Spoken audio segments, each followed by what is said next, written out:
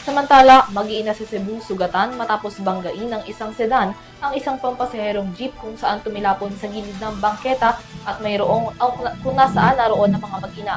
Nagpapatuloy pa ang investigasyon ng mga otoridad patungkol dito.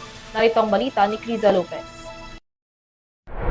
Sugatan ang ilang sibilyan at pasahero matapos sumalpok ang isang sedan sa nakahintong pampasaherong jeep sa Naga City, Cebu bandang alas 9 ngayong umaga.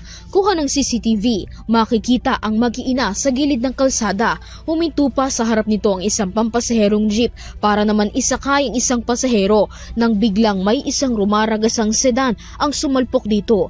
Dahil sa lakas ng pagbangga nito sa jeepney, dahilan para tumumba ang pampasahero, 16 na katao ang nasugatan sa insidente. Batay sa inisyal na investigasyon ng City of Naga Police Station, mula sa kabilang linya ang sumalpok na sedan.